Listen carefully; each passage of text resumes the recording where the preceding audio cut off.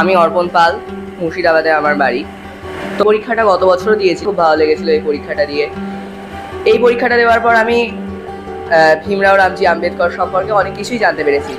আগে আমরা শুধু জানতাম যে ইনি শুধুমাত্র আমাদের ভারতের সংবিধানের রচয়িতা, জানতাম না যে তিনি এত বড় একজন সমাজ সংস্কারক। আজকে জেনে আমরা ধন্য। এখন আমার একজন ছাত্র হিসেবে যেটা মনে হয় যে তাকে শুধু আমরা পরীক্ষার জন্যই যে জানছি, পরীক্ষাতে ভালো ফল করছি, সেই কারণে আমার মনে হয় তাকে কিন্তু এইভাবে জানার কোনো প্রয়োজনীয়তা নেই। আমাদেরকে তাকে আত্মস্থ করতে হবে, তার সমস্ত কাজকর্মগুলোকে আমাদেরকে জানতে হবে, তবেই আমরা একজন ভারতের প্রকৃত সমাজ নাগরিক হয়ে উঠতে পারবো। তো তাকে যদি আমরা সঠিকভাবে জানি, তাহলে আমরা আমাদের ভাই বোনদেরও এই বিষয়ে নানান শিক্ষা দিতে পারবো। পরীক্ষাতে শুধু নম্বর পাওয়ার জন্য নয়, ঠিকভাবে জানাটাই আমাদের কর্তব্য। নমস্কার। Ambedkar Talent Search Examination 2023. I am Orpit Mula.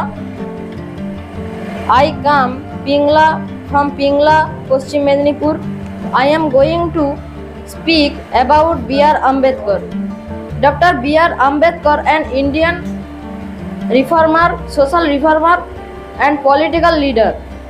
He is known as Baba Saheb Ambedkar. He is born 14th April 1891 in Mou, Madhya Pradesh. His father's name was Ramji Maloji Sakpal and mother's name was Bhima Bai.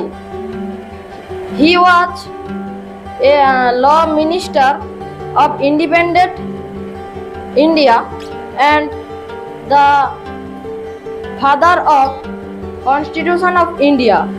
এবছর prize পেয়ে খুব ভালো লাগছে, and এর আগের বছরও আমি পেয়েছিলাম। আমি চাই যে এই পরীক্ষা প্রতি বছর হোক, যাতে দুস্থ মেধাবী ছাত্ররা অনেক সাহায্য পাবে। Thank you. পরীক্ষা দিয়েছিলাম এবং এই পরীক্ষার নিয়ম কানুন এবং শৃঙ্খলা, পরীক্ষা হলে শৃঙ্খলা দেখে আমি খুব মুগ্ধ হয়েছি। আমি যাতে এরকমই পরের বছরও রেজাল্ট করতে পারি, এই জন্য আপনারা আমাকে আশীর্বাদ করুন। Student, principal, teachers and all the member of Ambedkar Medha Anneshon Examination. I am Soumik Samanta from Lokhibari, Pingla, Paschim Medinipur. I am here to speak a few words about Dr. Bhimrao Ramji Ambedkar. He was born on 14 April in 1891. He was a social reformer, economist. He was the first law minister of independent India. We know him as Baba Saheb Ambedkar. This famous person passed away on 6 December in 1956. We are proud of him. Thank you.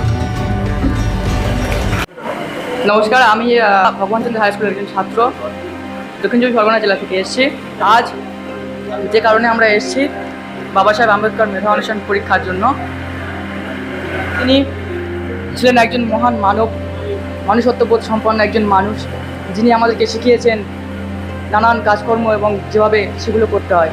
তিনি 1891 সালের 14 April মধ্যপ্রদেশের ইন্দোরের মৌ নামে খ্যাত এক সামরিক ক্যান্টনমেন্টে জন্মগ্রহণ করেছিলেন এবং তিনি ছিলেন মাহার দলিত এক অস্পৃশ্য সম্প্রদায়ের মানুষ, যাকে অবজ্ঞা করত নানান উচ্চ শ্রেণীর মধ্য শ্রেণীর মানুষ, ছাত্রছাত্রীরা।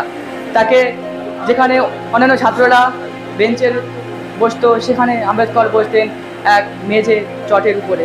তাকে অবজ্ঞা করা হতো, তাকে তৃষ্ণা মেটানোর জন্য দেওয়া হতো না এক ফোঁটাও জল। তিনি এই কষ্টের মধ্যেও এমন এক মহামানব সম্পন্ন মানুষত্ববোধ লাভ করেছেন আমাদের মাঝে। তাকে যদি তৃষ্ণা পেত, তাকে জল দেওয়া হতো না।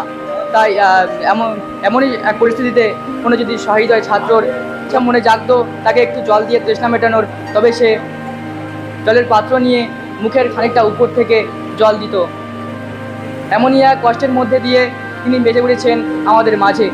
আজ আমরা আম্বেদকর পরীক্ষার মাধ্যমে এবং যে বই দিয়েছেন তপশিলি টিচার্স ফোরাম, এই বই থেকে আমরা জেনেছি আম্বেদকরের জীবন কাহিনী। সবাইকে শ্রদ্ধা ভালোবাসা জানিয়ে আমি আমার বক্তব্য শেষ করলাম। নমস্কার। সুতোষম আমার ভাগ্নি, আমি ওর মামা। বাবা সাহেব আম্বেদকর নিয়ে অনেকে অনেক কিছুই বলেছেন, আমার মনে হয় সেই দিকে আমার পরিধি খুবই কম। এখানে উপস্থিত সমস্ত ব্যক্তিবর্গদের আমি যথাযোগ্য স্থানে সম্মান জানাই। উপস্থিত সমস্ত অভিভাবকদের আমি শ্রদ্ধা জানাই। ছোট ছোট ভাই বোনেদের, আমার ভাগ্নের সমবয়সী, তাদের থেকেও ছোট, তাদের প্রতি থাক আমার একই স্নেহ ভালোবাসা। আম্বেদকরের সম্বন্ধে বলতে গেলে একটা কথাই বলি, রবীন্দ্রনাথ ঠাকুরের ভাষায় ঠিক তিনি যেমন বলেছিলেন, নয়ন সম্মুখে তুমি নাই, নয়নের মাঝখানে নিয়েছো যে ঠাঁই। সত্যি তিনি আজকে আমাদের মধ্যে না থাকলেও তিনি যেন আমাদের অন্তরের মধ্যে সদা জাগ্রত রয়েছেন। তাকে আমরা চর্মচক্ষু দিয়ে না দেখতে পেলেও মনশ্চক্ষু দিয়ে যেন সর্বদাই দেখতে পাই। সেই মানুষটির প্রতি সবসময়ই আমাদের শ্রদ্ধা থাকুক। এই যে এনারা এত আয়োজন করেছেন, এরকম পরীক্ষার ব্যবস্থা করেছেন, এরকম কাজকর্ম করে চলেছেন, এর সাথে যারা যুক্ত রয়েছেন তাদের সকলের প্রতি আমি বিনম্র শ্রদ্ধা জানাই। ওনারা আরও এগিয়ে চলুক, ওনাদের শ্রীবৃদ্ধি ঘটুক এই কামনা করে আবারও উপস্থিত সকলকে যথাযোগ্য স্থানে সম্মান জানিয়ে আমি আমার কথা শেষ করছি। নমস্কার। সারদা বিদ্যা মন্দিরের স্টুডেন্ট সুতোষম মাহাতো পশ্চিম মেদিনীপুর প্রথম স্থান অধিকার করেছে। দেবাংশু বাবু ওনাদেরকে পুরস্কার বিতরণ করছেন। প্রথম অধিকার হয়েছে সুতোষম মাহাতো।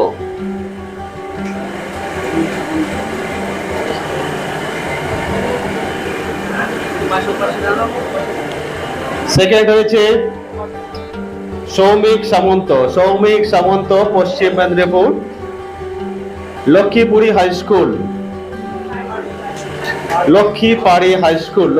হাই স্কুল প্রাপ্ত নাম্বার 84 এবং এখানে সৌমিক সামন্ত বাবা সাহেবের 20 নাম্বারের মধ্যে 20 নাম্বার পেয়েছে, তার জন্য একটা ধন্যবাদ জানানো হোক। বাবা সাহেবের 20 নাম্বারের মধ্যে 20 নাম্বার পেয়েছে।